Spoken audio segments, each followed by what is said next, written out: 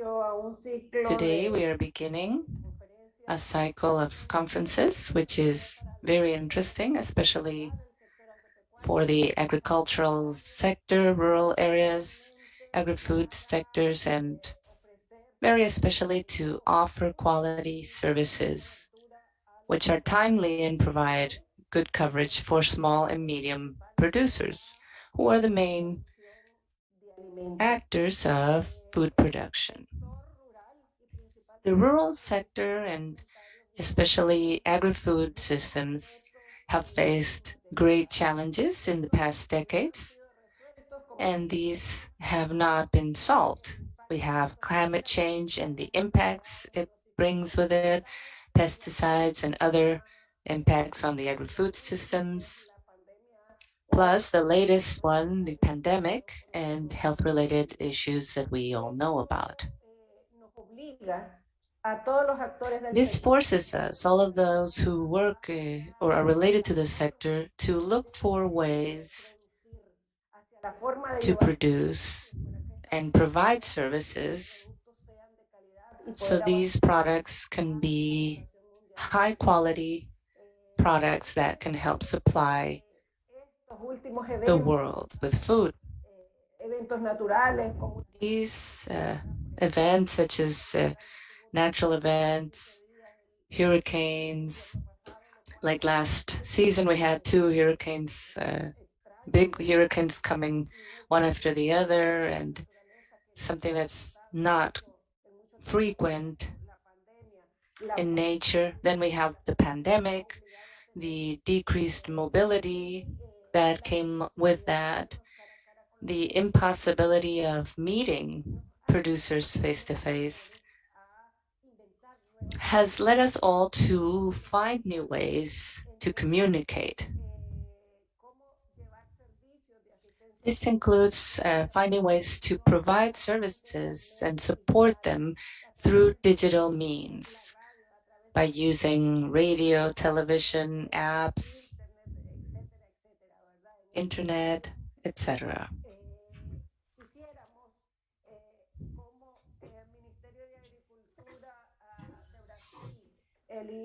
The Ministry of Agriculture in Brazil, IICA, FAO, Relaser, and ECLAC want to bring all these experiences together, everything that has come up to cover these needs, and we'd like to share them so that they can be used by all that are involved in production and in guaranteeing food for our population. Today, we are beginning a series of seminars with the main focus of technical assistance and extension services through digital means. We don't want to say the digitalization of agriculture, or we don't want to talk just about that. That's probably our main goal later on, but step by step, looking at some of the experiences that have come up in the world and very specifically in Latin America and the Caribbean.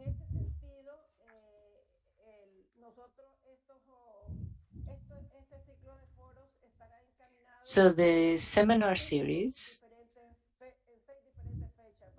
will have six different dates of seminars. Today we are going to be talking about policies and strategies to support digitization in the provision of extension services and to help improve agriculture. On April 14th, we have the second event with the same goals, open to the whole Latin American region. We have then the third event. The second one is for the Spanish-speaking region. The third is for the English-speaking Caribbean. And on the 21st and 22nd of April, we have seminars with Brazil and Portuguese speakers.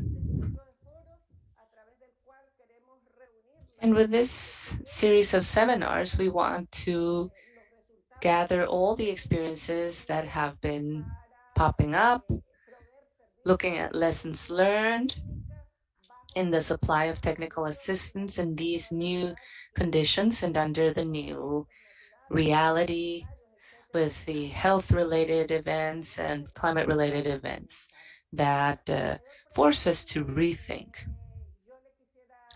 Without anything further, I'd like to now give the floor to Mr. Federico Villarreal, Director of Technical Cooperation of IICA. He will be giving his welcoming remarks. Go ahead, Federico. Thank you, Maria Auxiliadora, and good morning, everyone. I'd like to first greet our panelists and allied organizations for the first cycle on the provision of technical assistance and rural extension services aimed at rural producers in Latin America and the Caribbean. As Maria was saying, we have Relaser, ECLAC, FAO, and MAPA from Brazil. And especially our panelists of today, Sandra Ziegler, Luis Carlos Veldusky, Octavio Sotomayor, Delgirma Chulubantar, Heiner Baumann. E-commerce and technical assistance and rural extension are at the heart of IICA's work and, of course, part of the Family Agriculture Program led by Mario León under Technical Assistance in an Institute. This is still a topic that has not been resolved, as many others in our region, and we need much work to improve that. In that sense, we have the seminar to address that. There's several institutional models with important economic and human resources from ministries and others. And it's also an important topic for agricultural and rural areas, most especially given today's context. The crisis we're living through has led to the creation of platforms and apps that are very innovative and are transforming our society in rural areas. They are transforming the ways in which we communicate, produce, trade, and even think about technology and think about ourselves using technology. Technological processes that are geared at increasing productivity in our systems should go a step further to ensure compatibility and access to markets, thinking about the demands of consumers and not so much in supply. The crisis in the virtual world we're living now in meant that we had to be cautious and see how to connect to others. It has helped us connect much more, and it has brought supply and demand closer. Although it, at the same time, has also made us feel farther apart. So we have to think about technologies as process technologies, which will help us find the best end product for agricultural products, organization of value chains that are increasingly integrated with a single business plan that helps all the links in the chain coordinate better and more proactively. This series of seminars is complemented to the Hemispheric Forum on reducing connectivity gaps in rural Latin America and the Caribbean. There we heard about the digital revolution in agriculture that we're going through. And in that sense, extension services and technology transfer are part of that. And this forum is precisely collaborating in that sense. We should highlight studies related to connectivity that we have been doing in IICA and that Sandra will be sharing with you. These share some of the needs and contributions that we need to provide and how to progress. We are working hard with our strategic alliances, and our partners today help us see that we can do this together. We also wish to share aligned solutions, apps for rural extensions, such as the one we're working with in the Caribbean,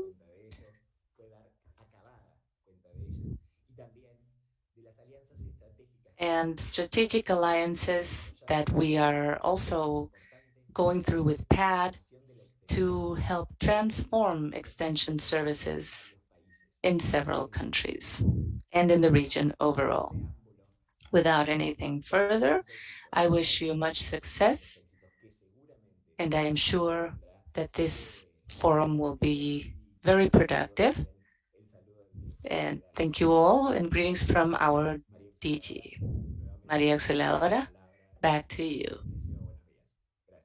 Thank you. Muchas gracias, Federico. Vamos a dar inicio. Bueno, bienvenido. Thank you, Federico. And greetings to the Director General as well. We will now begin with our presentations. Just to let each of the panelists know, you will have 15 minutes for your presentation. When you're at the 10-minute mark, I will let you know visually. I'll raise my hand, and when you are at your 15 minutes, I will probably be interrupting you to tell you to close your presentation. I know you all have very interesting presentations, but we do want to keep the time. Time is our worst enemy, so we want to be sure we respect everyone's time. And I will soon give the floor to the first presentation by Sandra Ziegler. Sandra has a PhD in social sciences and a master's degree in social sciences with emphasis in education from the Faculty of Exact and Natural Sciences at Flaxo, Argentina. She also studied education sciences in the University of Buenos Aires, and she is currently associate professor in the School of Exact Natural Sciences and main researcher in the area of education at Flaxo, Argentina, where she leads the master's program in social sciences with an emphasis in education. Sandra is currently also a consultant of the Inter-American Institute on Cooperation for Agriculture, IICA. Sandra, you have the floor. 230 people are expecting you. Thank you. Thank you so much for your kind introduction, and it's an honor and a pleasure to be here to submit a synthesis of 3 studies carried at IICA in cooperation with other institutions. As you can see, here are the 3 different research projects, digital gender divide in Latin America and the Caribbean with IICA, the University of Oxford, the IDB and IFAD, rural connectivity in the Americas and Latin America, and then finally digital skills in the rural milieu together with the IDB and Microsoft and IICA, of course. My presentation will be brief. I will give you an overview of all 3 documents and to serve as part of the discussion for this forum. To that end, next, please. So I will share my screen again.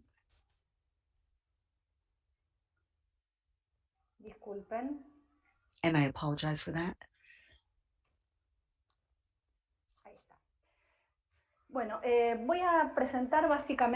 I will speak to 3 topics. Basically, first of all, I'll talk about the significant connectivity access gap. Secondly, I will speak about the main problems around rural connectivity and strategies for a solution. And thirdly, it's misnumbered, but number three, digital skills in the rural milieu and options for adoption. Yeah. As I said, the documented connectivity on rural connectivity has allowed us to put together a host of information about the status of connectivity in the region, specifically focusing on the issue of the rural milieu. We have developed our work based on available data, and the purpose has been to measure the level, to gauge the level of access and quality of connectivity based on country statistics and draw comparisons between the rural and urban areas. Rural connectivity index, which includes several indicators such as regular use of the internet, access to devices, data, and speed of connection based on the information collected through official sources in each of the countries. This was extrapolated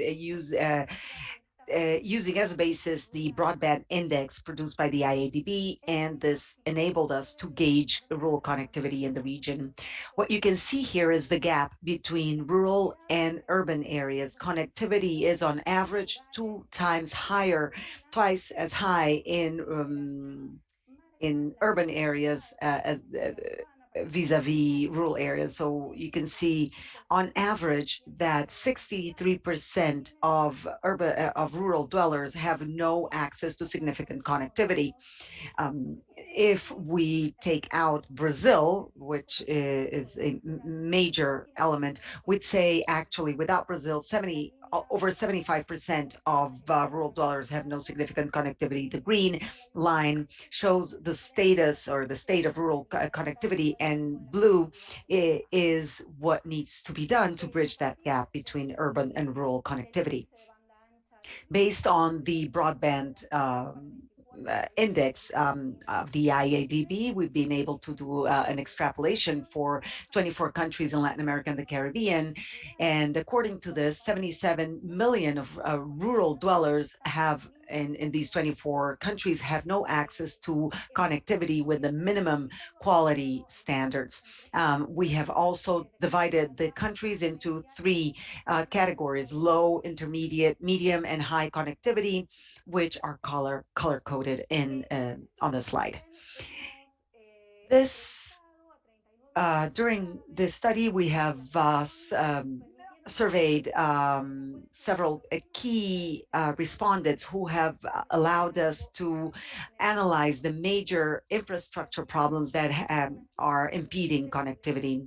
There are 7 major problems, which I will summarize here. And in doing so, I dare say that there are obsolete, outdated regulatory frameworks which need to be reviewed and revised. Oftentimes, regulatory frameworks refer to older legacy technologies. There are problems with the installation or setup because of lack of infrastructure, especially in more remote areas in the countries. Also, there is lack of a infrastructure map with information on telecommunication networks to identify areas that have gone uncovered and may be potentially connected to the grid. And also high investment costs and lower cost effectiveness for operators, for companies. There's a lack of stimuli and all to encourage investment in the rural area. And finally, last but not least, the lack of affordability of devices and higher cost of mobile telephony and internet services for rural dwellers. Aside from connectivity and infrastructure, the studies that I mentioned have also identified the problem of digital skill development in the rural milieu. First of all, there is the issue of digital skills, because we feel that although connectivity is a necessary precondition for people to bridge this gap, it is not enough. There is a need also for skills to be acquired by the population to make the maximum use of what connectivity has to use, and put them to the service of agri-food systems. We're also going through a major technological revolution globally, and there's a need to acquire these skills in order to requalify and the labor, and so as to make it so as to prepare it for the current labor market. There is a direct link between digital skills and the results on productivity, in terms of productivity. The OECD in 2020 indicated that an increase in the order of 1% in simple ICT competences is associated to a 2.5% increase in work productivity, and a 1% increase in complex ITC skills will lead to a 3.7% increase in productivity in the workplace. We have also carried out a survey and an analysis of studies and research done in the region about the development of digital skills. And we have also looked into cases and study cases about development and teaching and training in the area, in the region, based on the findings that we had for Latin America and the Caribbean in terms of digital skills. There are a few topics that stand out. First of all, studies indicate that the use of the internet in the rural milieu happens more often by those who have more schooling, those who come from higher income homes, and who carry out higher skilled rural tasks, and who have access to technological tools. Also, in the region, there is differential and access to these according to gender. So access to by women to cellular telephony in Latin America and the Caribbean is lower than that of men, and this in turn leads to lack of access to production, and also in terms of family care and the creation of learning opportunities, etc. So the fact that women have actually restricting their opportunities for development. Also, there is agreement as to the fact that those who most often use technology in the rural milieu are children and youth. They are the door into the rural milieu for these technologies. And there's also the role of schools, which encourage the use of the internet. We've seen several studies with survey data that indicate that when there are children and youth in rural households, there is more use of the internet and these technologies. They start with being used gradually first for teaching, learning, etc. And the COVID-19 pandemic has sped up the use of technologies for e-commerce in the rural milieu, and it has been used even more and more intensively over the last year. As part of this research on digital skills, we have identified several strategies for the adoption of such skills in the rural milieu. We carried out a survey about experiences and research about experiences underway, and we put together 14 cases that are explained in detail in our research paper. All I have is 5 minutes left, but I will mention the 7 major strategies that we have been able to identify. First of all, initiatives that are bolstering communities to promote technological skills and digitization. We're talking about women-centered and indigenous women-centered and youth-centered initiatives to bolster the use of such skills and develop them.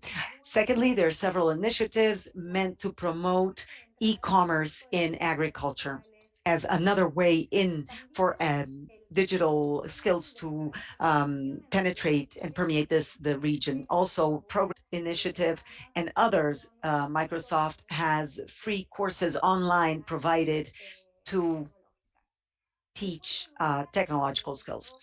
Number 4, smart farming strategies through the use of drones, satellites, and sensors, which allow for information and data to be gathered and conveyed about various practices in agriculture, farming, ranching, etc., which is on the rise in terms of use.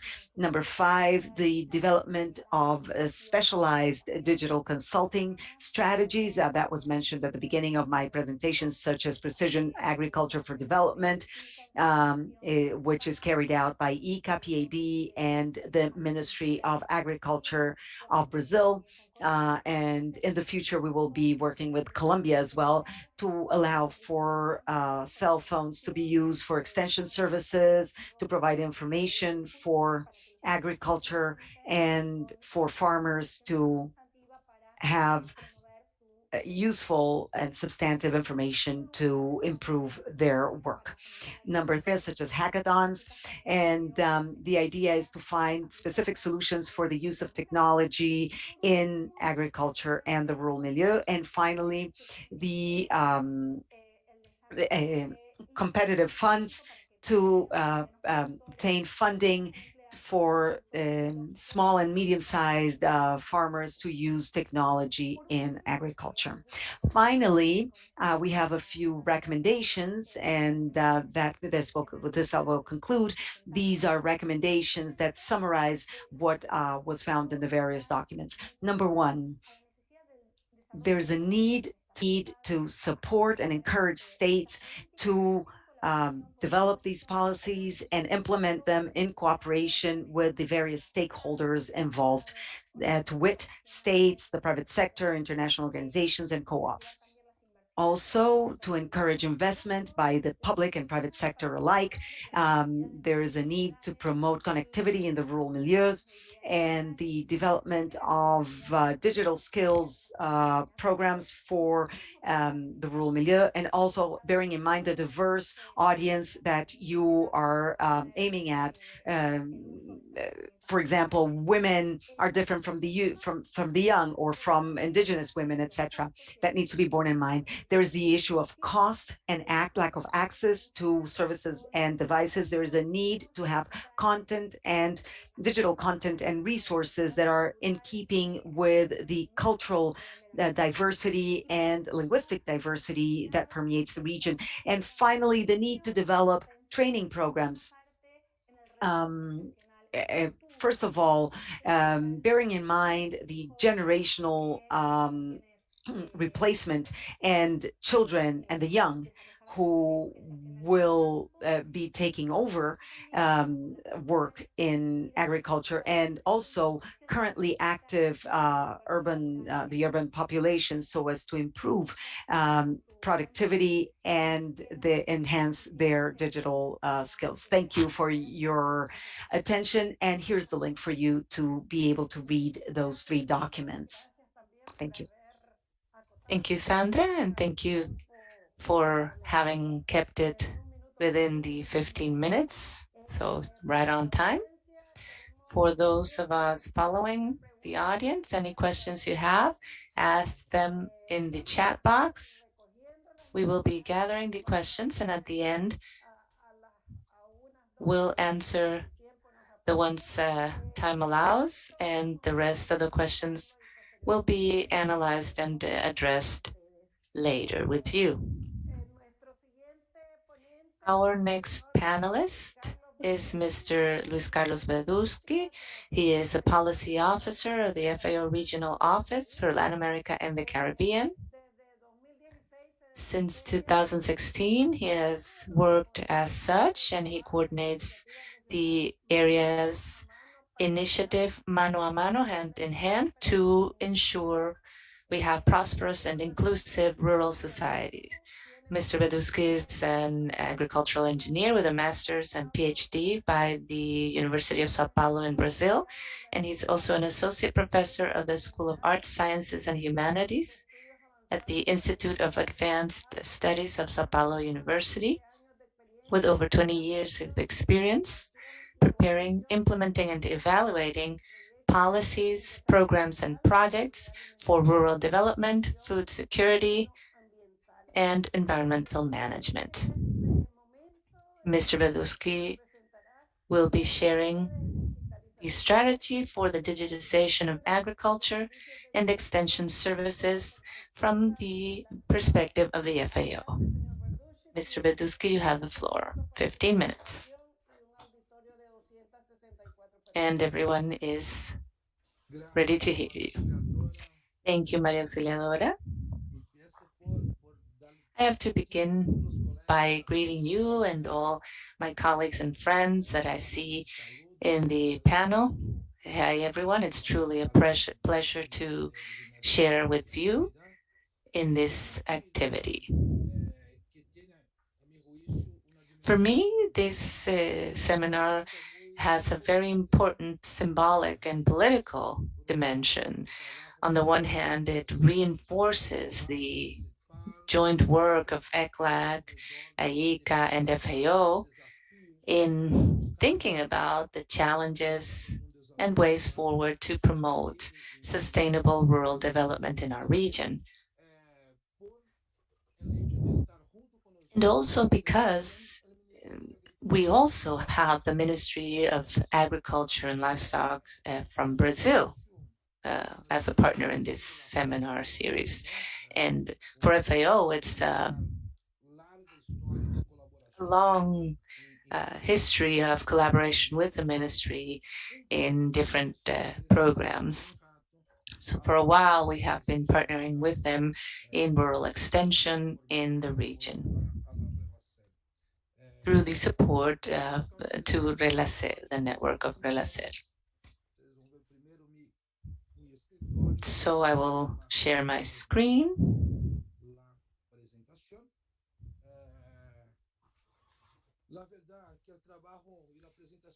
And I have to say that Sandra's presentation and her work helps me a lot too to introduce my topic. She showed the challenges we have, especially in terms of connectivity in our region. And it's no surprise to us, really, because our region is truly marked by this great inequality. That's something that is a core characteristic of our region. The difference between different social groups, inequalities, and this was shown very explicitly. And this again is also reflected in the use of digital technologies.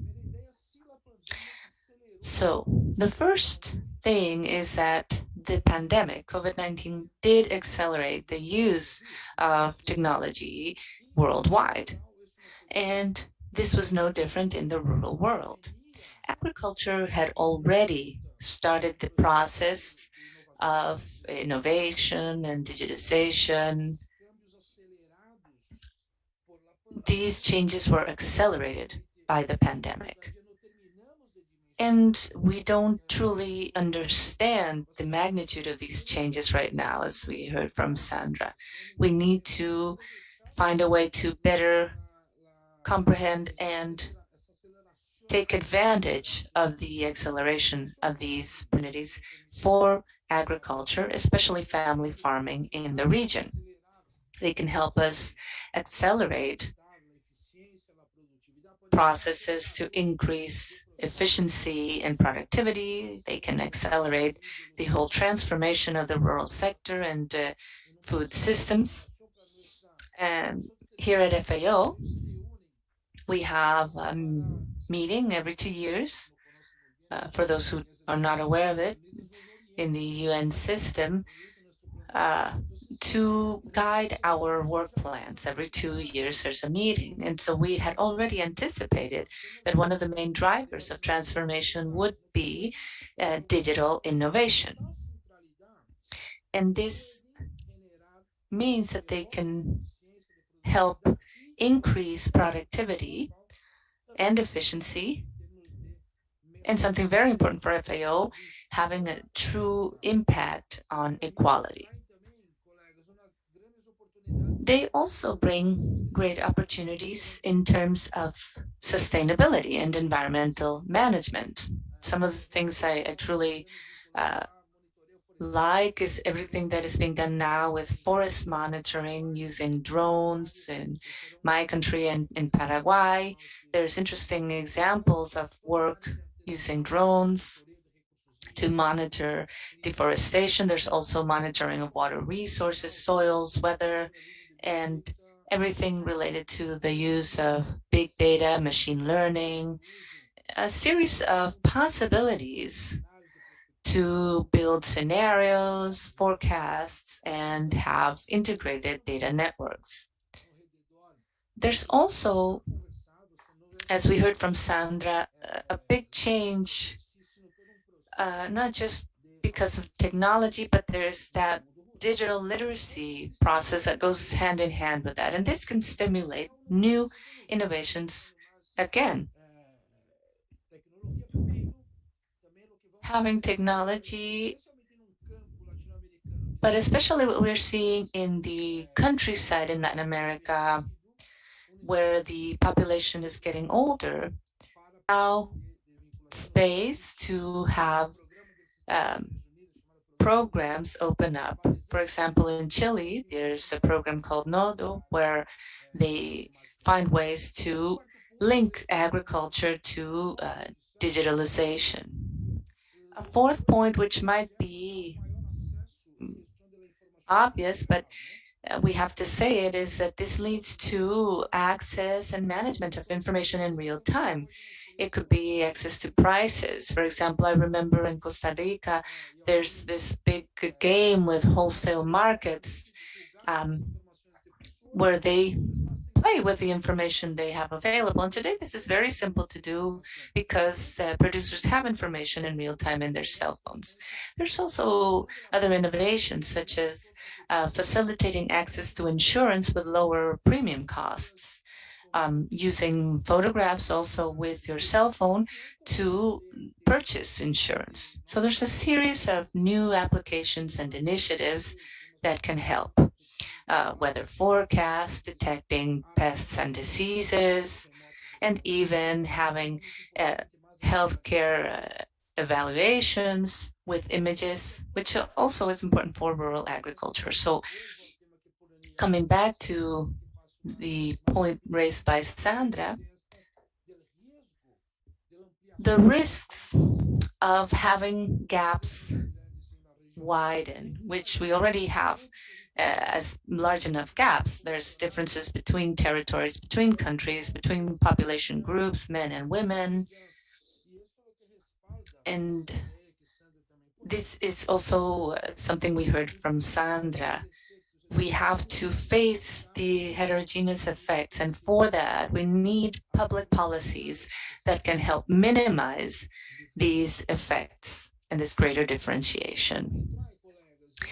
This also brings along more uncertainty. The risks are the fact that we don't really know where we are going. These are new realms. We have new stakeholders, new demands in markets and in society. We're also finding there's new ways to socialize, new ways to organize and manage. And again, these bring along a sense of uncertainty, a risk that adds to the complexity of the equation. This new world, of course, requires new labor skills, not just in the labor market that has been very much affected. We will probably hear from ECLAC in this sense later on. After the shock of the pandemic, we are faced with a very complicated scenario, and this means we need new competencies to operate in the new world of agriculture 4.0, as it's being called. And this brings us to the digitization of extension services for family farming. We have significant data. The agricultural units in the region, about 15 million in the region, about 13 million can be considered family farming. And of course, they have challenges that make them face these gaps in productivity. They may not have enough access to assets, services, or new ways of organizing themselves. And so here is where what we have been insisting on ATER, or the Technical Assistance in Rural Extension, as a key tool to help bring new life to family farming. And in the digitalization, there's a new opportunity also for these types of extension services. It can be less costly, more massive, and instant. It can be more timely because of this, and custom made. It can be done more frequently than previous models in the 80s and 90s. It can also be better adapted, technically speaking. And very importantly, it can be customized. It can be more collaborative. We see experiences. Octavio Sotomayor led one that I still believe was wonderful when he was working with INDAP, with a series of with a network, young people that shared thoughts through WhatsApp. So this new digitization can help us close these gaps because we can create adapted content, helping differentiate the tools, strengthening digital education, but of course, with the challenge of access to equipment and digital connectivity. And this means we have to have a process of political construction. In my country's experience, for example, we had a program called Light for All, Luz para Todos, and one of the biggest difficulties we found for family farming was public policies. We had to work with public policies, and now we are at a time where access to internet may be as important as having access to electricity or water. At FAO, we have been working on this by suggestion of its member countries, worldwide and regionally. So we have the commitment to accelerate digitalization of agriculture. And so we are very happy to be part of this seminar series because of that. I just call your attention to a few of these. For example, the International Digital Council, worldwide because of demands of member countries. Everything that we have in our digital services portfolio. And every time I visit this, it's more interesting than going to the Play Store because there's so many apps and new things to play around with. Then we have the FAO Data Lab database and information that's important for the world today to help connectivity. There's a series of information kits available linked to geospatial data as well in the FAO geospatial platform. So it's important to provide this and make it available for others. That's what I have for you. And just to close, this is all linked to a greater process, which is the United Nations work on family farming. We have some more information on the whole process for those interested in visiting the platforms. We have the platform for family farming. And again, we have partners ECLAC, IICA, IFAD and others. So we have much information. This is a Twitter on family farming.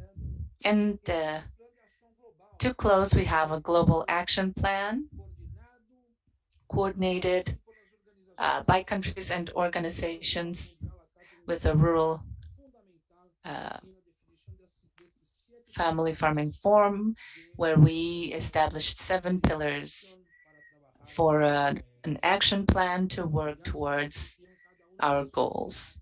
Each of these pillars is directly linked to what we will be covering during these seminars on rural extension and family farming. So I invite you to join us to the rest of the seminars, and thank you very much for your attention. I'm sure that we will have a very interesting time for discussion, and it will be very productive. Thank you very much. I give you the floor. Muchísimas gracias, Luis Carlos. Thank you so much, Luis Carlos. It's been a very illustrating presentation with a great deal of innovative factors. I think that digitizing agriculture hinges on reassessing agriculture as a whole and support services in particular, especially innovation in the sector. And within innovation, how we address research to develop new technologies, including digital technologies, and the provision of extension services.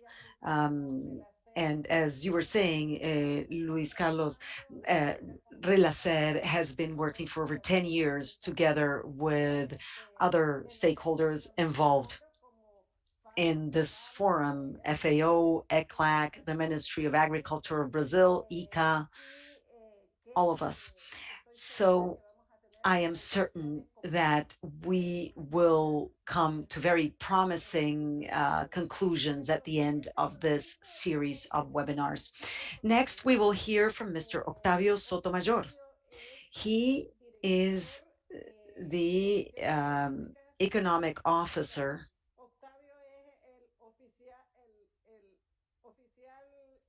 He's the economic officer at the Natural Resources Division at ECLAC. He's an agricultural engineer from the University of Chile, and he has a master's degree in economics at the University of Agro-Paris in France. He has been the director of the Agricultural Policy and Research Department, and also director of the Agricultural and Rural Development Department at INDAP in Chile, and he's now the advisor on economic affairs at the Economic Commission for Latin America and the Caribbean, ECLAC.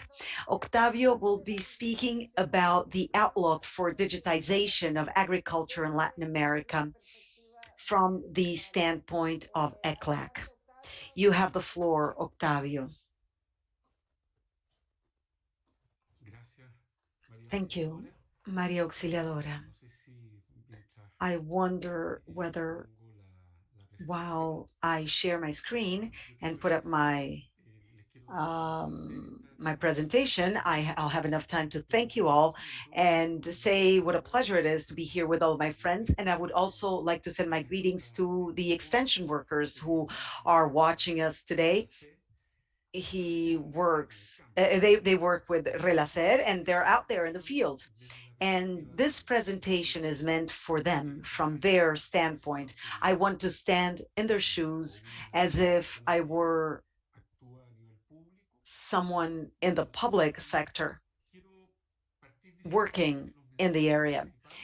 The main ideas in my presentation, and I will be speeding up a little bit, are the following. We need to actually transform the system, the agri-food system, as the previous speaker said. Secondly, to apply a low-cost strategy to avoid immobility. This is my main message. And third, digitization is a necessary but not sufficient condition.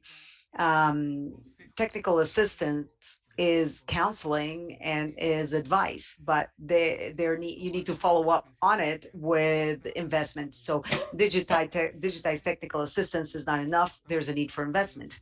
And finally, and going back to the whole idea of transformation, the digitization must be at the service of new paradigms, which in our case means bioeconomics and agri-ecological transition, as I said. So this is the outline of my presentation. I will be touching upon the fiscal situation in the country's low cost, food system digitization overall, and then I will talk about the main issue at hand, which is extension and marketing, and finally, my conclusions.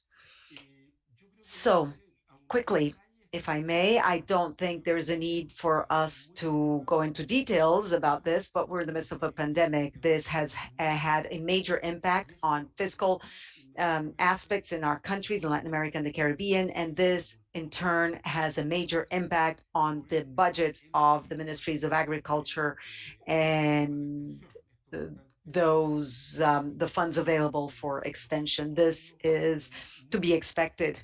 So over the next few years, we will find ourselves under a fiscal squeeze. And the question for all of us, the authorities and civil society leaders and companies, is what will we do? How will we respond during the post-pandemic era, where we'll have to relaunch the economy, also avoid a new systemic crisis such as the one we're undergoing now, which that means that we need to operate within the constraints of our planet, and also there's the political power and forces and games are everything is undermined and under a great deal of pressure. And finally, will we leverage this crisis to move towards a more better balanced society, which is more organic and integrated? And digitization is a tool, in my view, that should enable and help this transition. So I said this in passing, but we need to make family farming more dynamic, and that calls for investment. That needs to be borne in mind quite clearly. In our profession over the last 20 to 30 years, we have come to accept the idea that public policy needs to be differentiated. Policy for the young, for children, for different territories, for older adults. There are so many categories. But what I would like to introduce in this presentation is a new factor or category, which has to do with cost. And to make it even clearer, I'd like to say that the challenge is to design low-cost policy that will make it possible for us to lift ourselves out of the situation we are over the next few years. Sandra spoke to the IICA, IADB, and Microsoft papers, and there are some very interesting homegrown solutions in there, and that's a concept that goes back to another concept that we've been working on at Cepal, at ECLAC, which has to do with low cost or autonomous and own resource funded activities or self-funded activities. And I'll explain what I mean by that.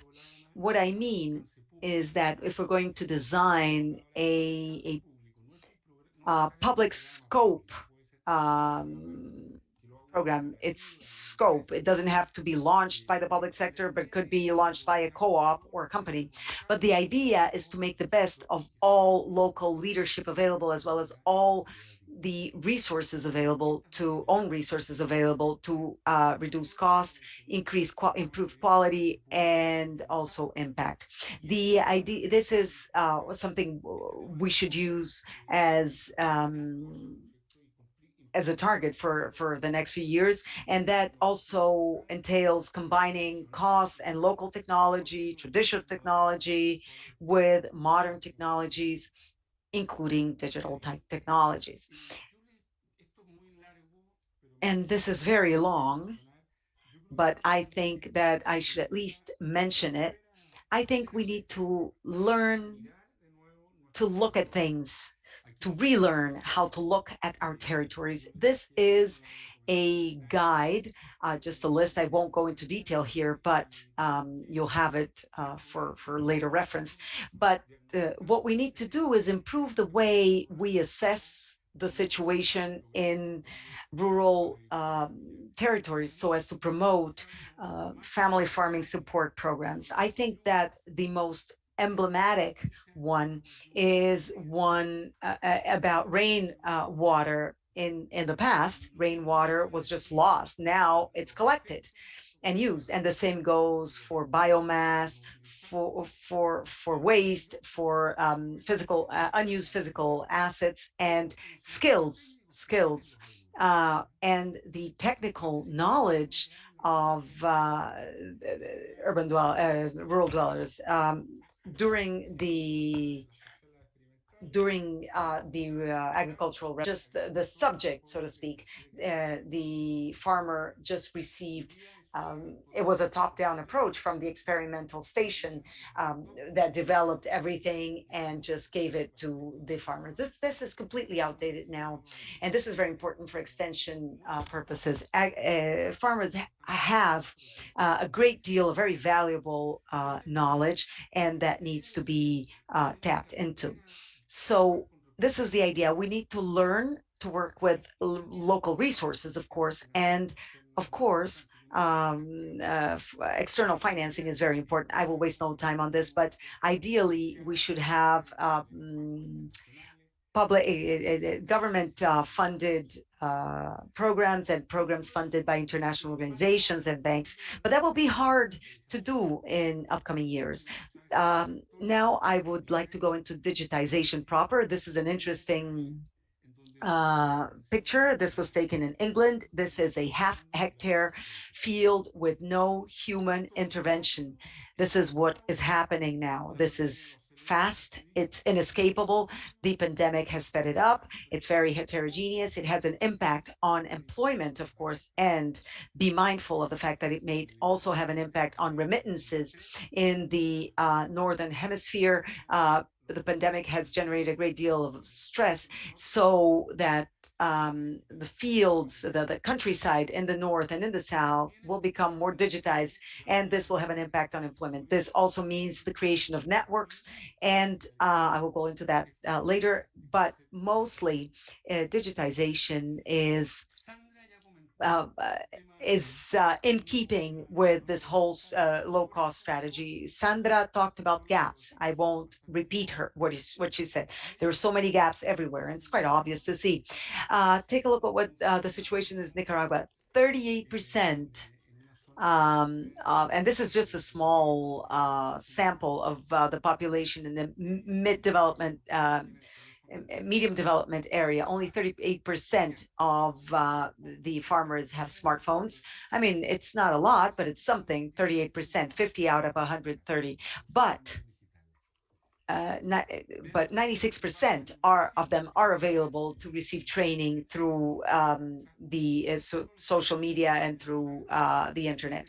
Take a look at Brazil. 7.5% of farmers receive technical assistance in the Brazilian Northeast as compared to the South, where the percentage is 45.5%. In Northeastern Brazil, 7.5%. They have major coverage problems, and that is true of almost every single country in Latin America, coverage and quality, of course. So how do we overcome the divide, the gap that Sandra referred to? Well, broadband, mobile telephony. What I'm interested in is talking about solutions, homegrown solutions, based on the research that was presented by Sandra, which will put an end to the stalemate that we have, the stagnation. So that means that maybe we won't have broadband for 1, 2, or 3 years, but there are community-based solutions that in some aspects can put an end to the stagnation, which I find quite interesting. And I will conclude by saying that the food system as a whole needs to be digitized. And here are some references, some papers being worked on by us together with the FAO, also just by ECLAC, about what is going on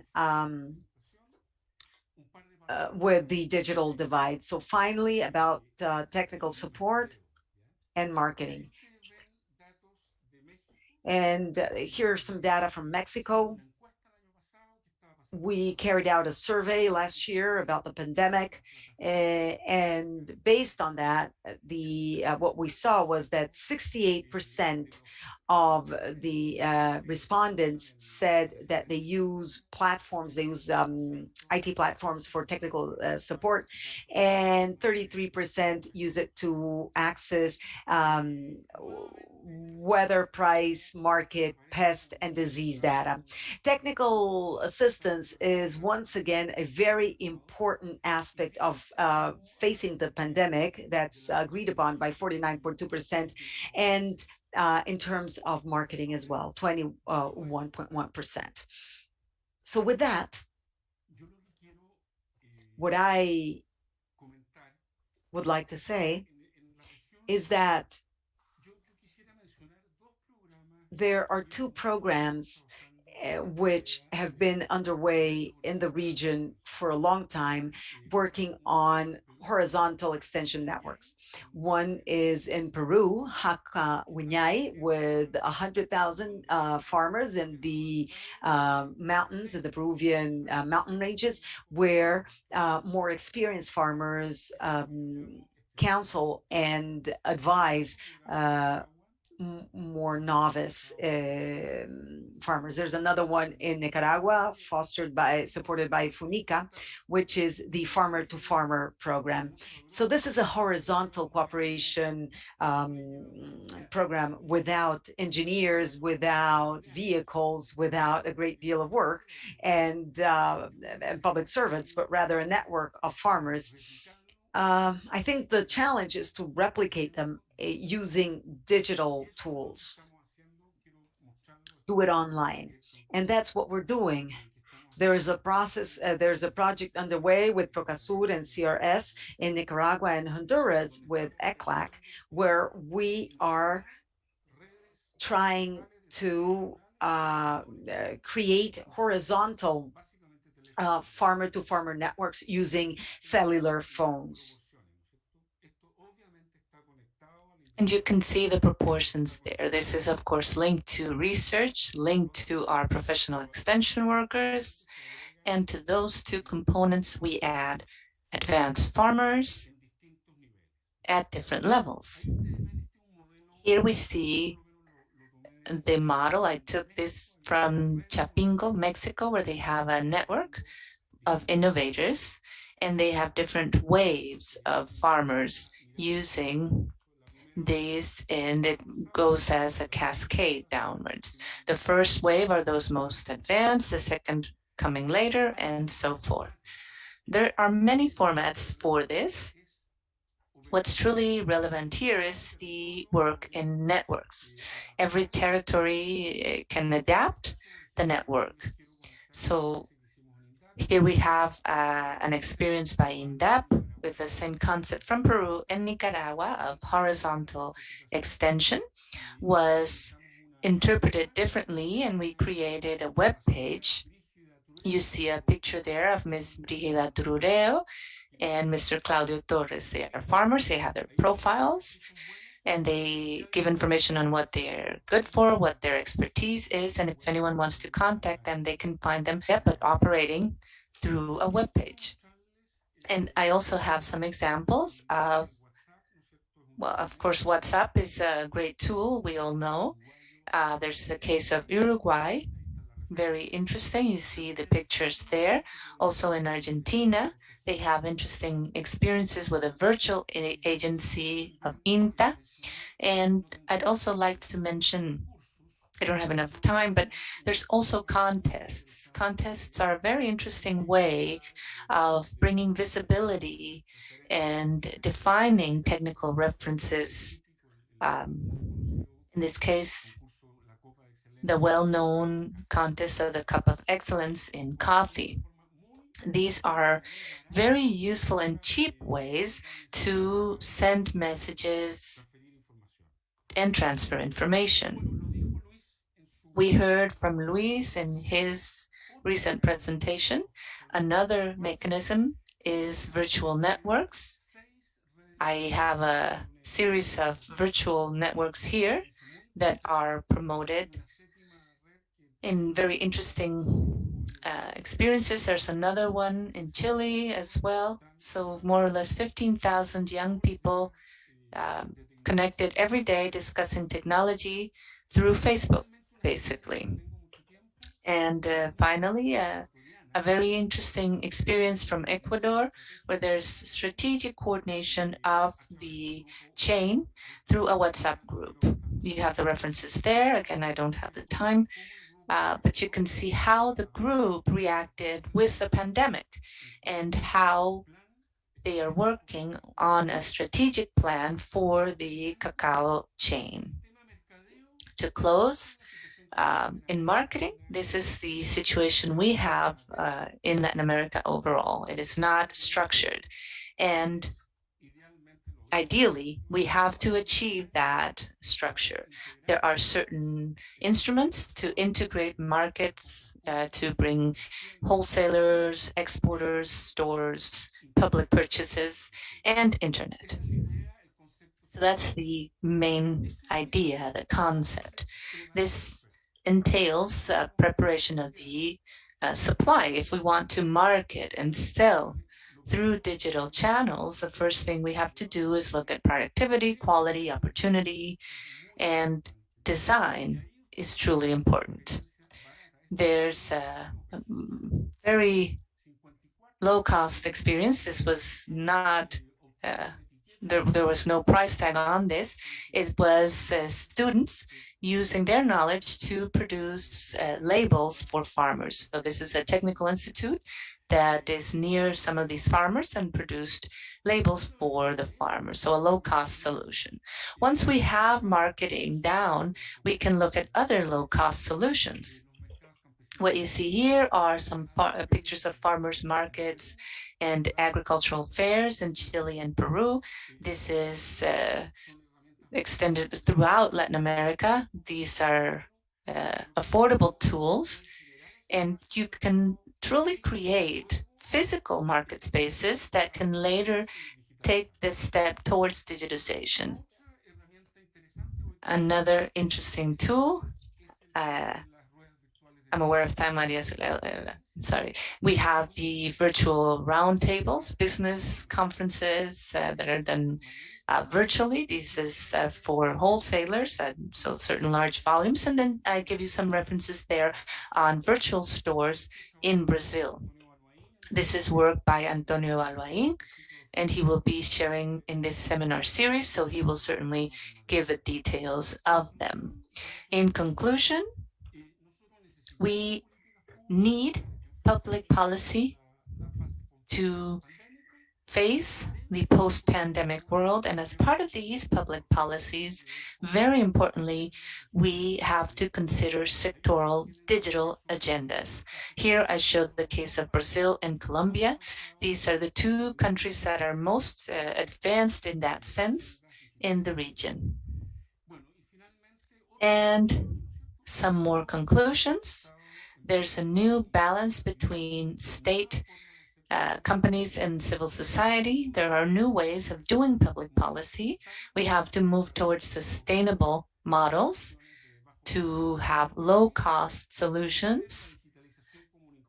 The digitalization is an instrument.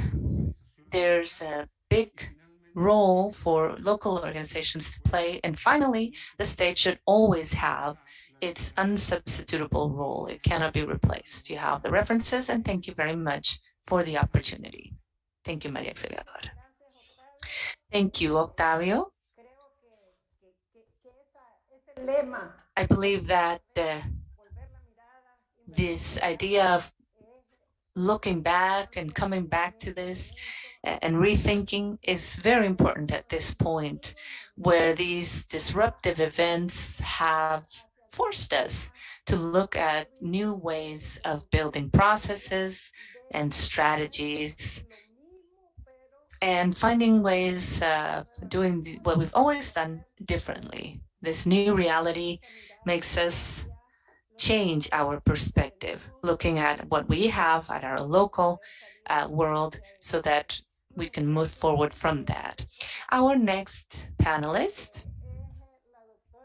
is Dr. Delgerma Chulumbatar. She is known warmly as Delgi in Latin America to help it easier for us to pronounce her name.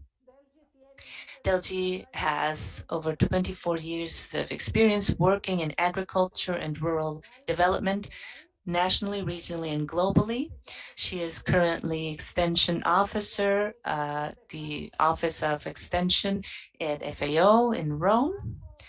Her work covers a wide range of areas, including institutional reform, public policy, and measures of extension.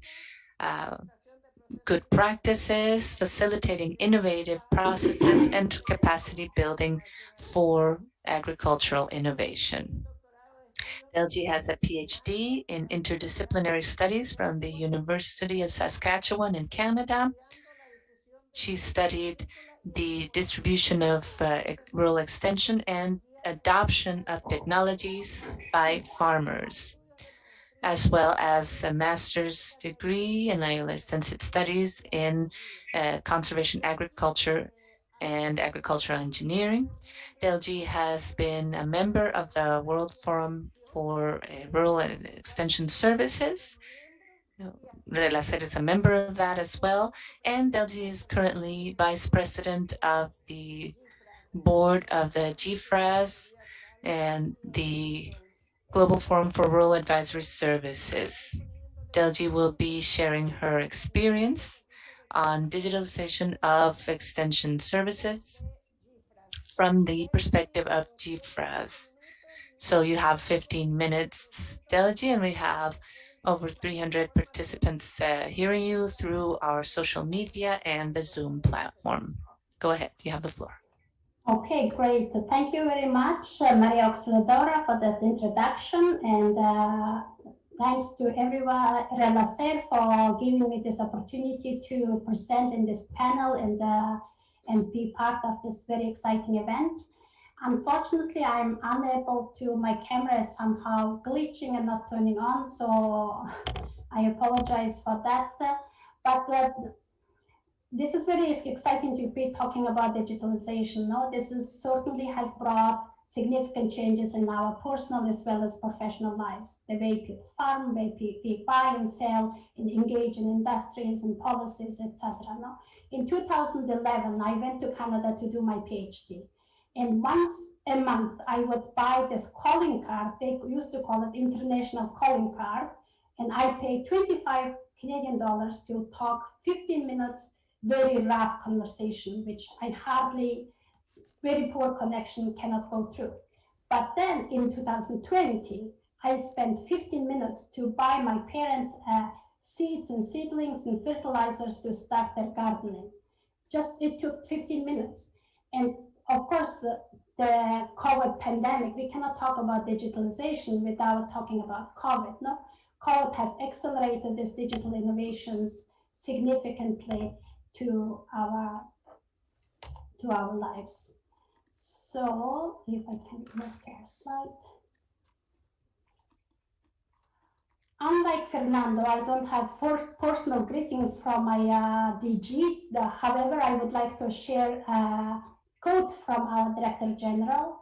He says, digitalization has become an important driving force for rural transformation and creating new opportunities to farmers.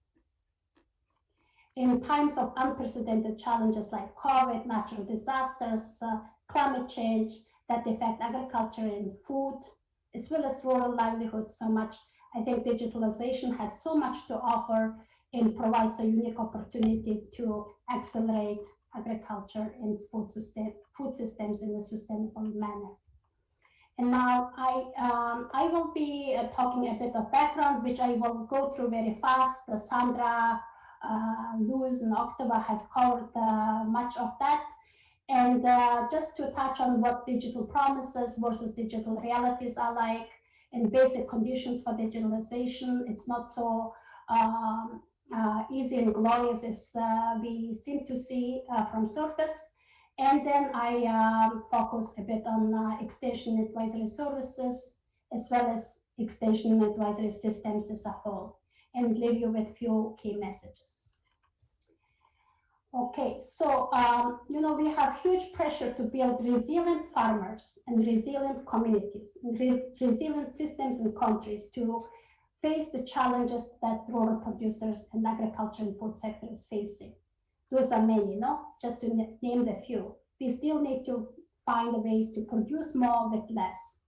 And there is climate change, natural disasters, resource degradations, and the number of poor and hungry still continue to grow.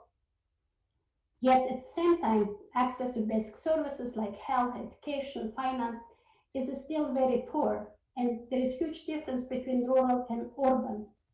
Then it comes to agriculture. There is still limited access to productive resources and agriculture services, especially those in remote, hard to access areas or vulnerable groups, indigenous groups, women and youth, etc. No? And we continue to face numerous crises. Digital solutions are big and they're broad. Some of them are transformative and some of them are disruptive. But any disruptive innovations or disruption provides us challenges as well as same time opportunities. So some of the digital promises, what are, it's been said already in our previous panelists, but there is great opportunity to use digitalization to collect data, evidence, and support evidence-based informed policy, investment decisions to facilitate farming and marketing, etc. No? And it will increase efficiency and inclusiveness in rural and agriculture services. And some of this has been mentioned, the extension, e-finance, and social protection schemes, etc. And more efficient and transparent value chain. And the transparency is very key in this context. And to have trust in people and trust in the players and actors in the value chain in the system has to be transparent to gain this trust.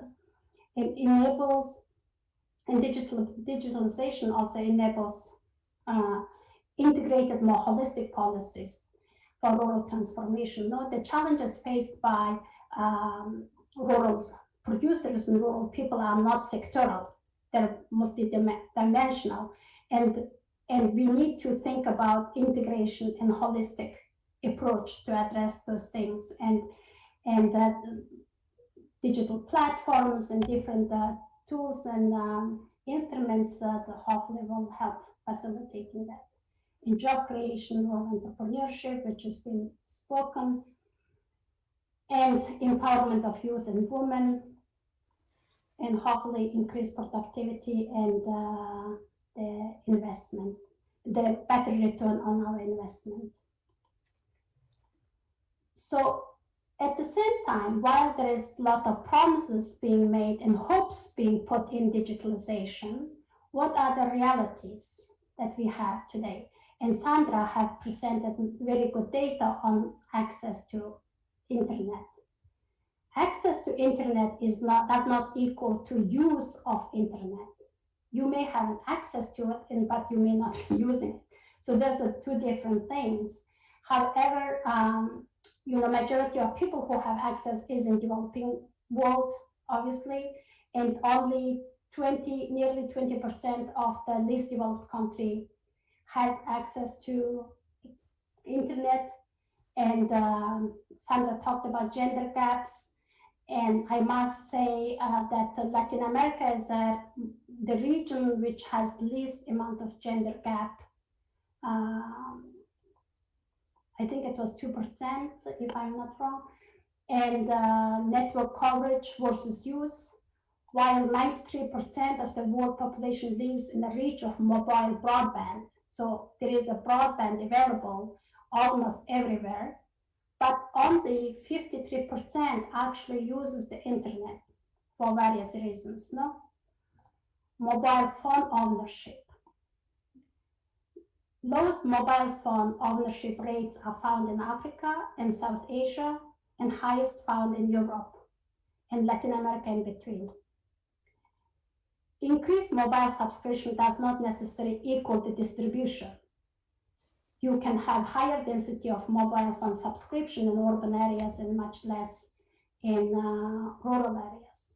So, in generally speaking, while digitalization is moving forward in fast speed and accelerating, there is still a low level of adoption and use of these digital benefits. What are the barriers? Why is that? An International Telecommunication Union identifies few barriers, which I listed here. Lack of electricity, especially in rural areas. 15% of the world population live without electricity. So this is a huge barrier in structure. And secondly, the literacy. 13% of the world population is incapable of reading and writing. And even if you are literate, does not necessarily mean you have a capacity to make use of the digital technologies and digital information. Lack of ICT skills, affordability. Octava talked about the low-cost, homegrown solutions. I really go for that. And this is a big barrier. It's very expensive, still very expensive to have access to broadband. And local content, no? Lack of appealing and relevant content. And relevance of information out there. And poor network coverage in rural areas. So these are some of the barriers to the adoption of digital solutions. And this is also just to show, no, digital technologies also come with risk. It can do great things, innovations, increase efficiency and inclusion, etc. But if it is not managed well and complemented with right policies and right instruments, it can cause quite a deal of risks, increase inequalities, concentration, control, etc. No? So what needs to be done? There is a lot to be done to make the digitalization reach full potential. No, and first, most of all, there are basic conditions that needs to be met, and those basic conditions above soft infrastructure as well as hard infrastructure, and huge amount of development needed in soft side of the digitalization, and it's very critical to have soft side of the structure in place to make use of make a full benefit of the hard side of so just to name this few, establishing inclusive, so the digital ecosystem, no, creation of inclusive digital ecosystem and enabling environment. Octava also talked about this, and capacity development, so fundamental. Digital literacy, skill development of everybody, not only users in the rural areas or clients of extension services, but in all levels, producers, service providers, policymakers, and every level of the organization. Regulatory framework, standards, interoperability, and innovative and effective partnership, private partnership, creating incentives, inclusiveness and sustainability. Private-public partnership is going to be a very, very big importance in this. No?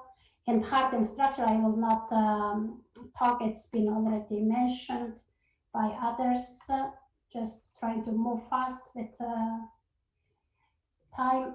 So, you know, only when we have the basic conditions are met and the capacities to implement the building blocks here in gray are in place, we will be able to harvest the full potential of digitalization in agri-food system. So it's very important to be mindful. Now, what does it mean in agriculture extension and advisory services? No, agriculture extension and advisory services play a role in both two sides. There are two things I want to talk about. One is the digitalization in agriculture. No, that is all the precision agriculture practices, smart farming, and e-marketing, e-commerce, or all those things. And then the digitalization and extension itself. So extension advisory services play a role in supporting producers to use and benefit from digital technologies and link them to input and output markets, as well as access and interpret digital data and information to the specific context and needs. Some of us seem to believe that, you know, once we transfer the information to producers digitally, they get it in their cell phone, it fixes things. It doesn't. Actually, there is overflow of information, overload of information. And the farmers need to have a capacity to understand, to filter through the information they receive and understand and contextualize that information and interpret it in their own context and needs, so they actually take benefit of this information. Who does that? And also this is where extension advisory services may have to play a role and support farmers in this process. Second part, digitalization and extension, has also two parts. Okay, one is digitalization in service delivery. That is to adopt and adapt digital tools and technologies to improve their outreach and services to producers and other clients. You know, now in agriculture innovation system context, we play much more role than just disseminating information to producers. No, so this is one. The second part is to enhance extension advisory service system as a whole. So to use digital tools to strengthen their capacity, monitoring system, governance, coordination, etc. So as a system, extension advisory system, and in its pluralistic context, how can we take advantage of this digitalization and strengthen our system to be more resilient to shocks? No? Now, this is the first part, digitalization and service delivery. So this is in the middle. The information comes in a digital means to producers mostly, or to others. But before that information gets to your tablet, to your cell phone, there is various activities needs to be done in the back end. No?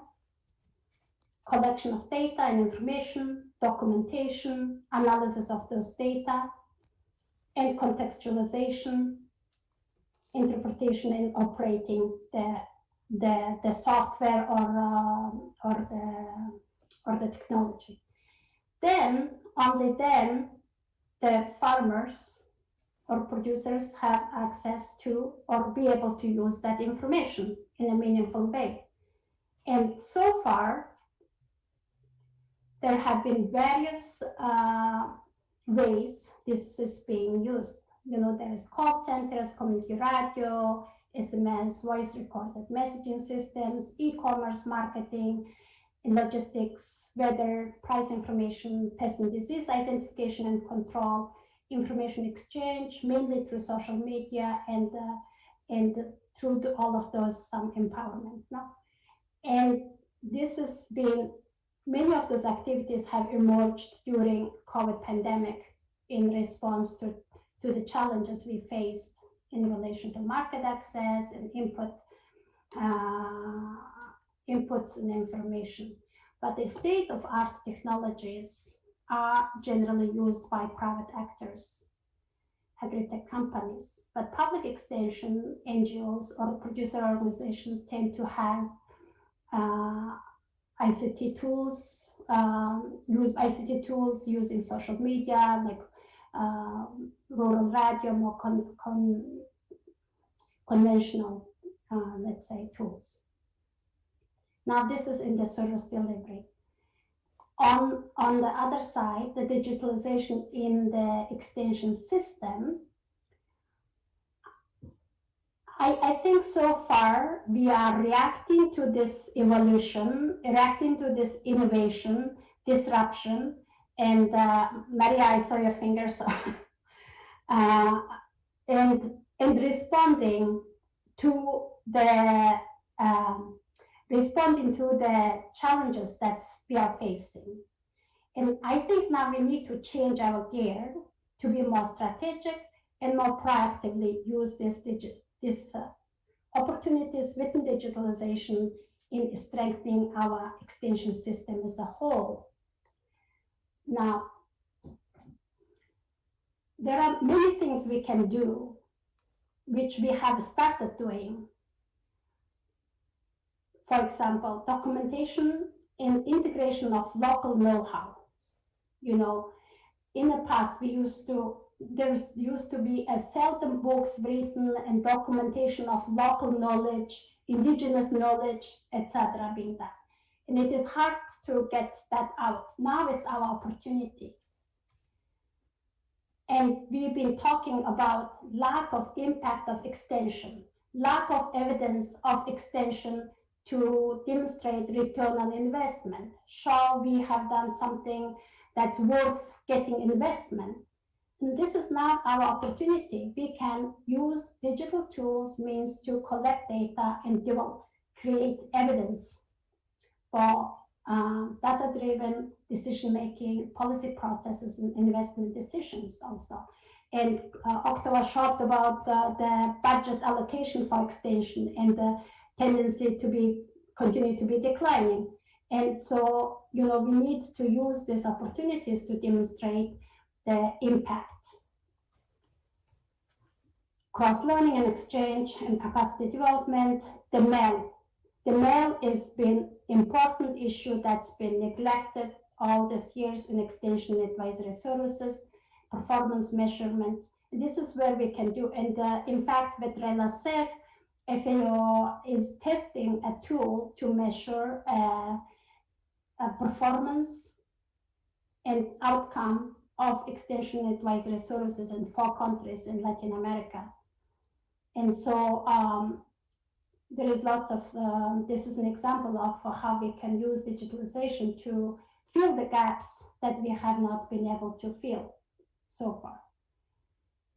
Networks, coordination, collaboration, governance. No, the extension advisory services are pluralistic, and now coordinating the pluralism country forums, their governance is important. Now, other important thing is feedback mechanism and quality assurance, responsiveness of the services. This is, again, this has not been done effectively. Now, this is our opportunity to do so. Demand mobilization. We talk about making extension and advisory services demand driven. And it has been very hard to do, and now digitalization and digital tools will enable us to do it.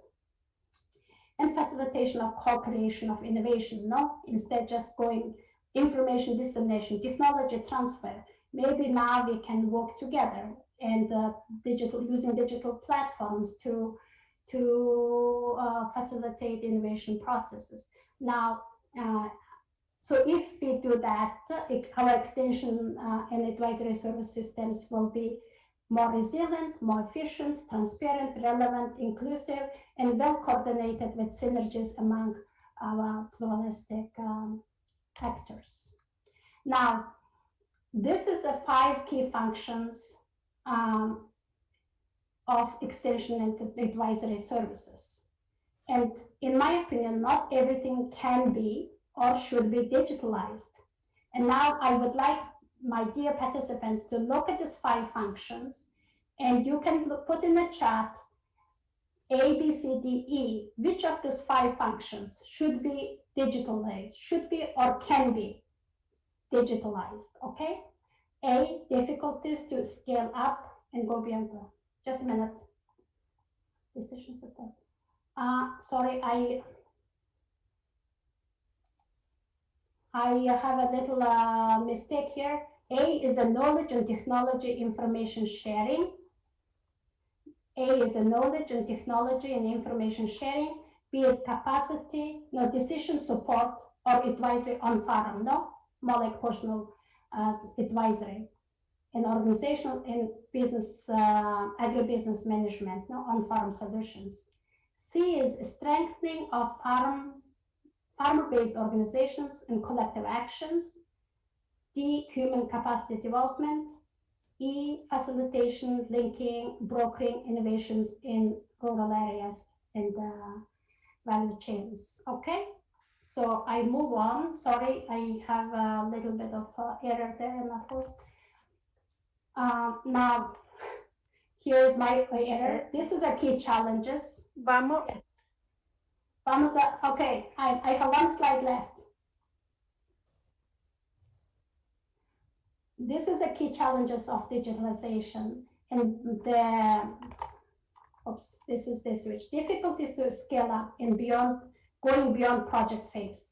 According to many studies, about 80% of digital innovations or digital solutions fail. Digital projects promoting digital fail because it's so difficult to scale. It doesn't seem to go beyond pilot case. Secondly, capacity to pay by both producers and extension service providers is still very expensive. Access to data and governance of data, quality assurance of the data, and have to manage knowledge management of this digital information. There is just too much out there, and it is very hard for the farmers to digest. Lack of incentives and policy framework for PPP, and human capacity at all levels. Okay, those are some of the challenges, but this is my key messages that I want to leave you with, and this is my last slide. There are 3 C's and 3 S's. So the main C1, capacity development, all levels, horizontally and vertically, is the key. Second C, content, co-creation, customization, adaptation, use and relevance by smallholders, and local appropriation is very important. The content has to be relevant. And context matters always. No one size fits all. S, simple. Keep it simple. Simple, it's like less is more, no? Keep it simple. If you have it simple, it will be more inclusive, easy to scale, and more impactful. And sustainability, of course, positive impacts on social, economic, and environmental, do no harm, and systems approach. Integrated, holistic approach across all disciplines and sectors. We need to move beyond the sectoral approach. Maria Auxiliadora, thank you very much. Here are some cases, but I can share my presentation. Thank you. Muchísimas gracias, Del. Thank you so much, Delji, for your excellent presentation, where you gave us an overview of all of those trigger messages that you showed us towards the end. I think that will provide us with a great deal of food for thought for us to reassess our strategies and revise them in a way so as to digitalize the rural milieu, extension services, and agriculture as a whole. Our last speaker is Mr. Heiner Baumann. Mr. Baumann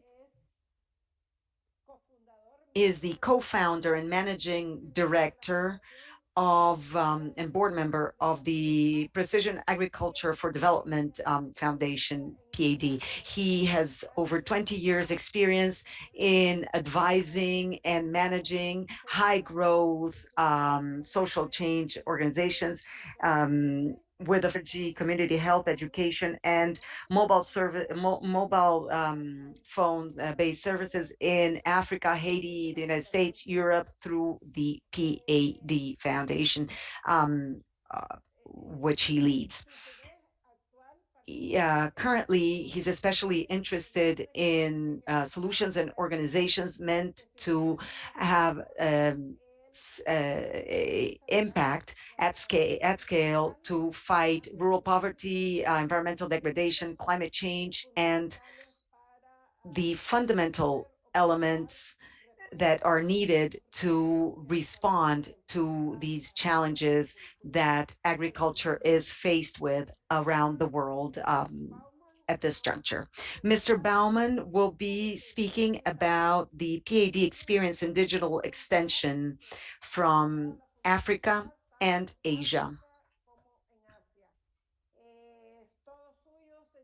With that, I will yield to Mr. Baumann. You have the floor, sir. Well, many thanks to Maria, Federico, and all at IICA for organizing this event and bringing us together today. With me is Claudia Carvajal, and she is PAD's Regional Director for Latin America. I will first give a brief overview, then Claudia will present 3 examples of our specific work, and finally, we will share some takeaways. So PAD was founded 6 years ago by 3 professors and myself. One of the professors is Michael Kramer. He was awarded the Nobel Prize for Economics in 2019. Today, we're operating in these 9 countries, serving more than 3 million farmers. Our mission is to reduce information poverty by providing actionable, customized information through mobile phones. For farmers, we focus on increasing yields, net incomes, and environmental sustainability. We are a non-profit organization and generally prefer to work with partners who already have trusted relationships with farmers. We are very excited to now start working with government and other partners in Latin America. We are adjusting to regional, national, and local contexts and circumstances. 2 projects have already been awarded last month. One in Colombia with RARE and the Nature Conservancy to promote sustainable livelihoods in the Meta department, and one in Ecuador to support the Inter-American Development Bank and Pro-Amazonia on a digital intervention and evaluation with palm tree farmers. 2 more projects are in advanced discussions. They are both in partnership with IICA and respective ministries of agriculture. One is in northeast of Brazil, and one is in Colombia, and both are focused on increasing productivity in smallholder farmers through digital extension. I'm going to skip this next slide because my previous speakers have amply covered the why we are doing this. The sectoral challenge for us is that useful information and productive technologies exist, but small farmers lack access. Most of current extension is provided in person through traditional in-person channels with the following limitations. It is expensive to run in-person extension system, and it is hard to train, deploy, monitor, and retain extension officers and agents. Secondly, extension agents have issues reaching farmers. The majority of farmers in India, for instance, only 6% of farmers there report that they have benefited from advice from government extension officers, and 70% of farmers say they have little or no trust in what government officials are recommending. Existing systems are often just one way. And finally, as we have just seen, it is difficult to implement in-person system in crisis times, be that COVID or be that a conflict. So our solution is to provide customized agricultural advice over mobile phones. And we do this by combining farmer-specific information that you see there, what I mean, and public data such as on soil, weather, pest outbreaks, and to come up with customized content. That content is then delivered through an appropriate channel. As across our countries, only about 25% of farmers have smartphones and substantially fewer have data plans and internet connectivity, the majority of our advice is delivered over feature phones. In East Africa, we mostly use SMS, and in South Asia, we mostly use voice and IVR. These are some of the characteristics of our solution here, as you see on the right. So as you can see here, digital ag solutions are growing very rapidly. In fact, over the last 5 years, every year, another 100 digital ag platforms have been added. This is from a very recent report about ag platforms, worthwhile to read. The big question, of course, is, are they actually working? Solid scientific evidence is limited, but looking at multiple studies from randomized controlled trials, here is what we find.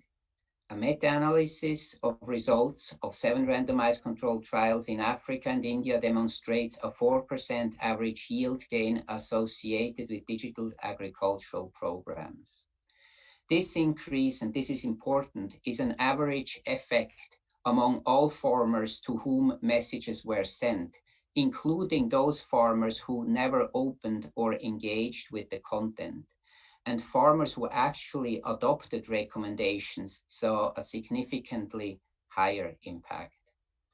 Another meta-analysis of 6 studies, 4 of which were undertaken by PAD, found that on average, farmers in the program showed 22% higher increase in adoption of farming practices. And this, again, with the same preamble that we measured across all farmers who had access to the information, irrespective if they used it or not. Given a unit cost of less than $2 per year per farmer at scale, we see a very high social return on investment.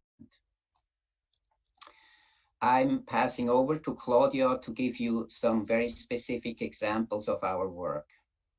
Claudia, please. Thank you, Heiner. Now that Heiner described the big picture, I will talk about some of our projects. These projects are from different stages. I'm going to start with Odisha, with the Ama Krushi program. Odisha is our largest program and is currently reaching more than 1 million farmers. This project comes from a partnership between the Bill and Melinda Gates Foundation and the government of Odisha. Since its inception, the goal of the project was to reach 1 million farmers and then transfer it to the government as part of our Build, Operate, Transfer model. Just to talk a bit about the features of this service, it's a two-way service in which farmers receive a weekly push call with agricultural recommendations that is customized, but can also call back into the toll-free line, record questions that will be answered by experts, and then there's additional features, like, for example, they can access previous advisory messages. This program started with rice and is now providing content on over 20 crops, and we have added additional initiatives that provide a more comprehensive support to farmers. Some of those are gender components that I will discuss later. And I just want to touch on the component that Heiner already mentioned on research. That is a key component of our program. We use research in this program and in all our programs to evaluate and make programmatic decisions, and learning and innovating allows us to provide better services to farmers. This service, the AMA Krishi service in Odisha, India, engages with farmers at different stages in the process to maximize the relevance of the information and the impact of our services. Farmers are first called by the call center to collect what we call profiling information that will be used to customize messages. Content is then prepared by our ACT team in coordination with partners and reviewed by a content review meeting with government experts and research organizations. That allows us to make sure that the content is relevant for the specific context and that we are providing the information that the experts on the topic recommend. Farmers can interact with the service two ways. The first one is through the push calls, but then, as I said, they can also call into the hotline and ask questions. Something about the frequent feedback surveys is that we use this information to inform content design, but also to inform profiling, registration, and the way the farmers interact with the service. One key feature of our model that is slightly different from a lot of other models is that we iterate and refine our interventions as we scale and not exclusively at the beginning. That allows us to deliver the best possible service to farmers. And then I want to talk about how we make the content relevant or how we adjust to different settings or needs. Each country has its own challenges, can be gender, it can be youth, but in India it was gender. So we want to make sure that this works for all groups and not only the most visible male farmers. In India, we spent a lot of time thinking about gender dynamics and strategies to leverage our service for gender engagement. We conducted detailed analysis of the context through desk and field research and identified 3 main challenges for women. These are probably just a subsample, but those are the ones that were more relevant for our context. The first one was women had limited decision-making power on staple and cash crops. They had, however, decision-making power in other crops. They had limited access to mobile phones, and they had low levels of mobile phone literacy. With this information, we identify solutions targeted to each challenge, and we are now, for example, implementing strategies on content tailored to women, like horticulture, livestock, and fisheries. We are also partnering with NGOs that have programs focused on women, and we can. And the final point is that we are also disseminating content through other platforms that are more widely used and bypass literacy constraints. One of them is community radio. I am now going to move towards our program in Kenya. This is our program labeled MOA Info. The development of this program offers another rich example of how PAD is capable of deepening a service over time. This program started as a pest control advisory service in response to the fall armyworm crisis that at the time was new to the region and was damaging the fields of maize that are the regional staple crop. In response to farmer feedback and growing capacity, the service has been iterated to provide farmers and agro dealers with information on 11 crops and optimal input use, in addition to its foundational pest management service. We have been able to learn a great deal of our farmers, and these are some of the key characteristics of what we see. And just to dive a bit into the details of the platform, this platform is also two-way communication. It allows farmers to both pull content when they're looking for information about a crop, but they also receive push messages about farming practices. One key component that I would like to highlight are the decision support tools that help farmers optimize their decision making. These tools, for example, I'm going to talk about the seed selector tool that uses information on farmers' plot location and preference for maturity duration, and then provides recommendations on the most suitable varieties of maize and beans. There's a few other examples on the slide. I'm going to go through this slide very quickly. It's just to talk about how learning from farmers has allowed us to inform our decisions, and how also we see high levels of adoption relatively to other interventions. And these adoption and knowledge numbers are pretty high, particularly when you consider that the service costs less than $2 per farmer per year at scale. And then I want to dive into the experimentation and A/B testing that are core to our mission. So we conduct A/B testing that is basically comparing two or more service design options to assess which is preferred or more effective, and this informs programmatic decisions and service delivery. To date, we have conducted over 60 A/B tests across geographies. I want to talk about a very quick example. In Kenya, the two research questions are about what is the type of message that has the biggest impact and what is the best time to send these messages. So these experiments were randomized, and half of farmers received message A, half of them received message B, and we saw that farmers engaged better with message B. And then we did something similar with timing. We randomized this in 4 groups, 7 a.m., midday, 3 p.m., and 6 p.m. And then we randomly assigned farmers to receive the messages at these times. And what we saw is that midday was the best option. So what we did is we started sending the message B at midday as a way to improve impact.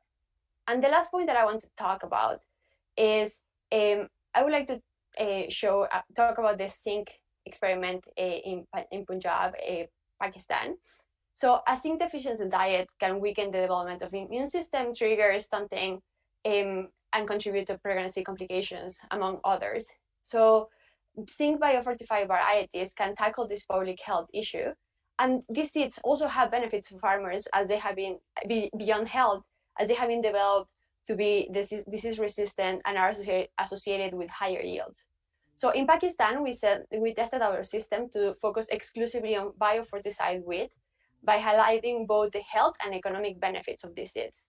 This intervention was done over 17 days because that was the window in which farmers were going to buy seeds. So that was like the only time that we had. And the results are still preliminary, but what we see is an increase, a significant increase in adoption of these biofortified seeds. These are still preliminary results, as I said. And Heiner, do you want to take the last few slides? Sure. Thank you, Claudia. So just in the interest of time, I'm going to skip the COVID response that had implemented. Okay, but I do definitely want to talk about the takeaways here that might be relevant for you or your projects. The first one is customer-centric and data-driven approach is really critical. We at PAD use behavioral sciences to design services, use and experiments to test and iterate and improve, just as Claudia has shown us right now. Secondly, irrespective of how you are funding your digital platform, the fact is that cost really matters. Low costs per farmer means that it is much more likely that a service will scale. I'm not talking about scaling to 10 or 50,000 farmers. I'm talking about millions. At PAD, we started with an average cost of above $40 per farmer per year, and we're currently below $2 per farmer per year. The beauty about digital communication is that the marginal costs are very small. So it's mostly about fixed costs being distributed over users, and we keep those fixed costs low by partnering with and leveraging existing infrastructure of organizations. Third, if we want programs to stick, we need to think about the end game from the very start. So who will be doing it? Who will be paying for it? For us, we like the build, operate, transfer model, where we help our partner organizations get to an extension model that has more impact on farmers, the environment, and that is much more cost effective than the status quo. Anticipating and effectively responding to change is key. Be it that the political landscape is shifting, a pandemic hits, or there is unrest, the services and organizations behind it need to be willing and able to adapt.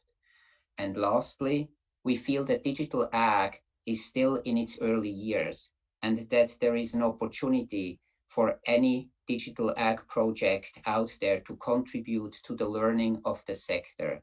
That also means to not only be transparent about what is working, but also about what is through questions either here or then offline after this session. We are relatively new to Latin America. We greatly look forward to getting to know many of you and working hopefully with several of you.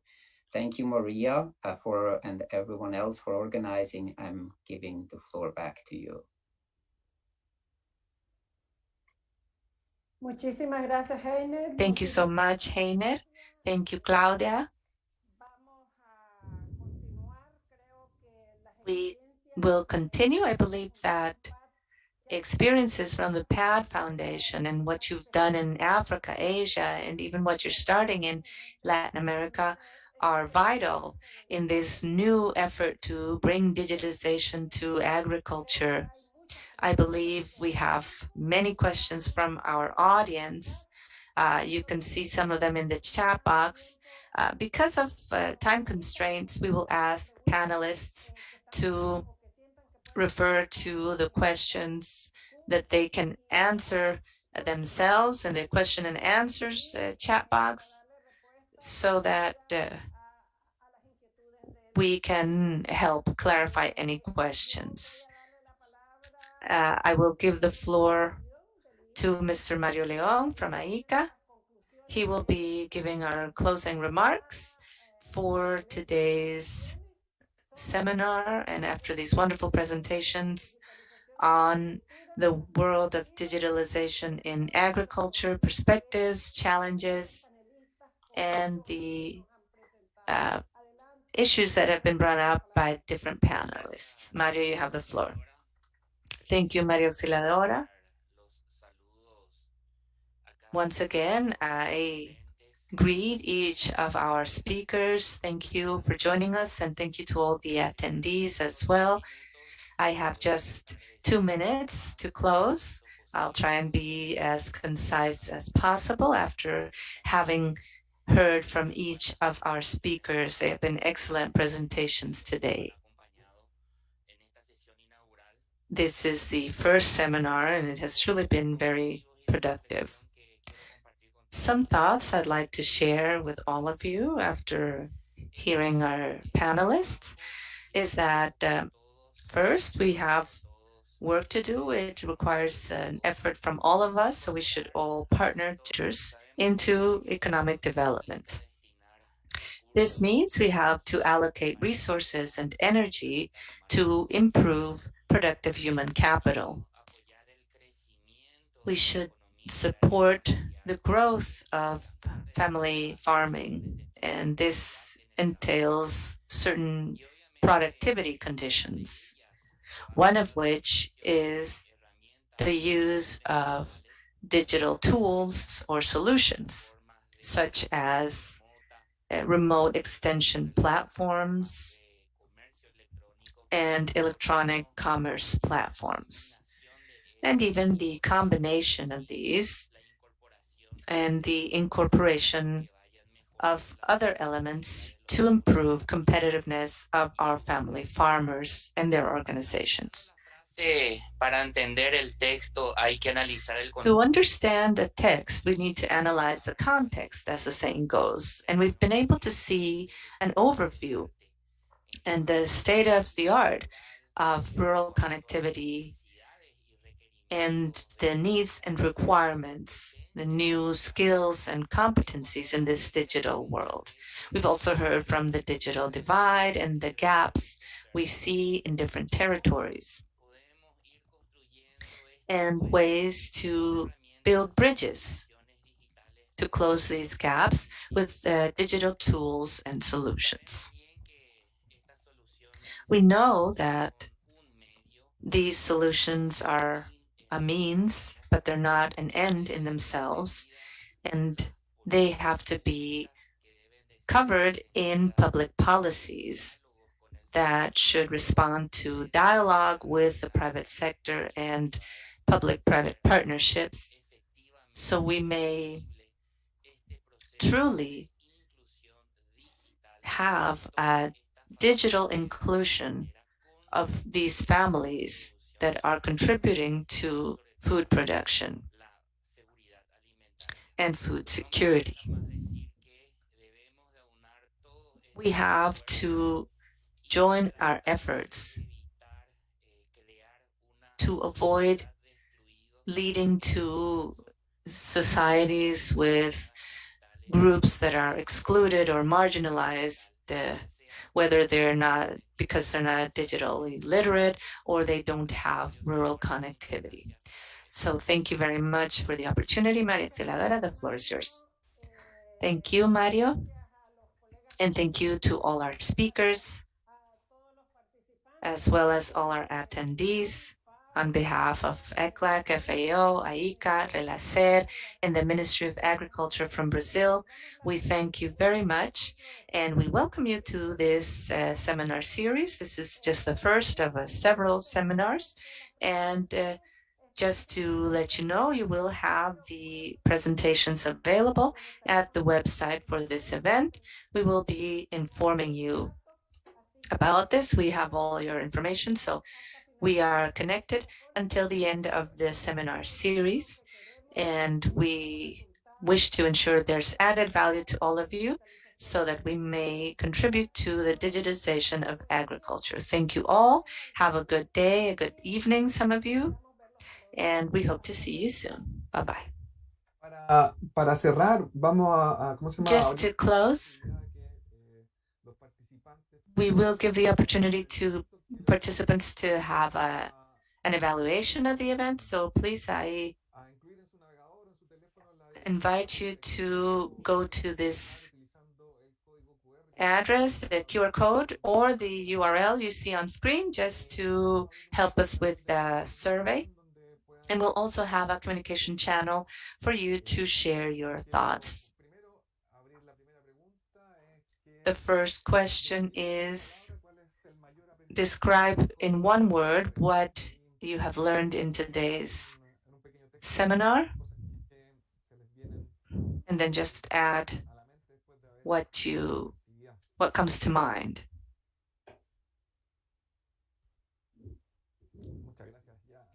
Thank you. We see some contributions already. Innovation, endogenous opportunities.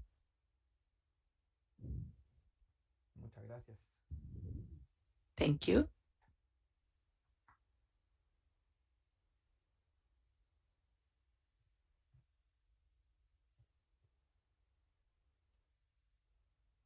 Durante la jornada de hoy tuvimos más de 300 participantes entre los Today we had over 300 participants, counting people that are here at the Zoom meeting, but also following us through social media. So we see lots of lessons learned.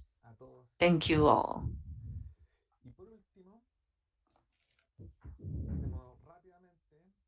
And lastly, just a short survey of today's activity. Well, I see things are moving fast. There's lots of lessons learned. That's wonderful. Innovation is definitely at the very center, and it shows the trend. So, as I said, we'd like to ask your opinion on the talks you heard today. First, the clarity of presentations. Second, the methodology. And third, a general assessment or evaluation. There's a scale of 1 to 10. And thank you very much for joining us today. This information is very important for us to improve future seminars.